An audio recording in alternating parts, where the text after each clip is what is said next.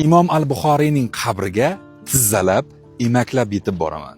Ha do'stlar, bu voqea o'tgan asrning 50-yillarida sodir bo'lgan. Ya'ni 1950-yillardan boshlab arab davlatlarining neftiga bo'lgan muhabbat SSSR davlatini ham chetlab o'tmadi. Ya'ni arab davlatlaridagi neftga Isr ham qiziqib qoldi.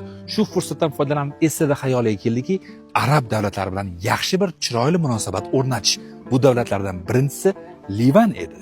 Qarabsizki do'stlar, SSR va Livan davlatlari o'rtasida yaxshigina aloqa paydo bo'ladi. Ya'ni 1956-yilda Livan davlatining siyosat va jamoat arboblaridan biri Shayx Nadim al-Jisr SSRga tashrif buyuradi.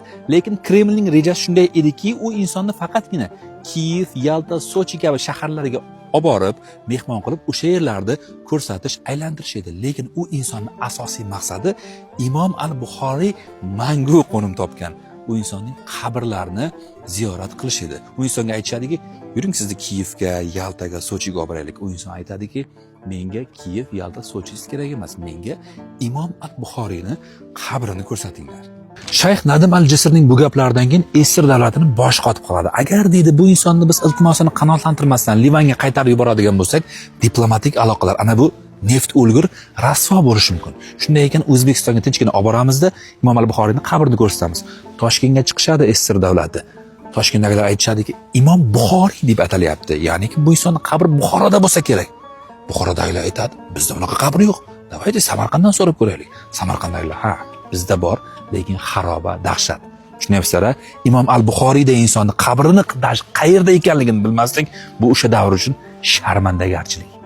Xayriyatki, qabr qayerda ekanligi ma'lum bo'ldi. Samarqand shahridan taxminan 15-20 km uzoqlikdagi Payariq tumanidagi Xartan qishlog'ida, aynan mana shu yerda. Lekin haqiqatdan ham xaroba, atroflar chakallakzor, qo'pol qilib aytganda musorxonadan battar joy bo'lgan. Tartibga olishga 1-2 kun yetmasdi. Lekin ular vaqtni cho'zish yo'lini o'ylab topishadi. Ya'ni kim o'sha Nadim al-Jisrni Moskvadan Toshkentga samolyotda emas, poyezdda olib kelishni maqsad qilishadi.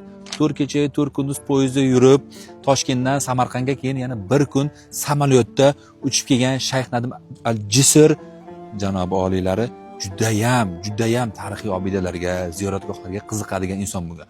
Shohizinda ziyoratgohida Hazrat Qusam ibn Abbos haqlariga Qur'on tilovat qiladi va kech botganda meni Imom al-Buxoriy qabrlariga qachon olib borasizlar deb delegatsiyadan so'rab qolishadi. Ular xayriyatki deyishadi, kech tushdi, qorong'i bo'ldi. Bu insonni ko'zini shamg'alatib o'sha yerga olib boramiz. Lekin u yoq hali tartibga kelmaganida bundan Samarqand, Toshkent, Isrdan, ya'ni Moskvadan juda ham qo'rqib turishganda, sharmanda bo'lamiz, parvod bo'lib qo'yamiz deb. Manzilga yetib borishadi, ya'ni qabr joylashgan joyga. Mashinadan tushishi bilan Shayx Nadim al-Jisrning yuragida kuchli bir hayajon paydo bo'ladi. Qabrga qancha masofa qolganligini bilgach, yerga tizzalab oladi va yerni o'padi. Qabrgacha emaklab yetib boradi. Qabr oldiga yetib borganlarida yana yerni o'padi va ertalabgacha qabr oldida ertalabgacha Qur'on tilovat qilib chiqadi. Tun degan narsa abadiy emas-ku do'stlar, tong baribir otadi.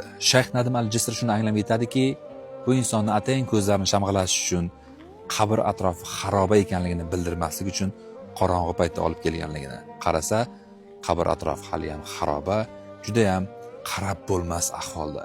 Shayx Nadim al-Jisr bu holatdan judayam ta'sirlanib ko'zlariga yosh olib Toshkentga qaytadi. Toshkentga qaytish davomida hech kimga gapirmaydi, bir so'z demaydi.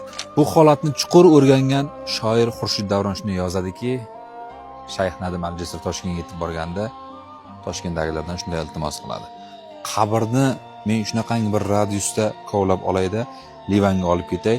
O'sha kovlab olingan radiusdagi tuproqning og'irligi qancha bo'lsa, o'sha og'irlikka teng miqdorda men sizlarga oltin olib kelishga va'da beraman.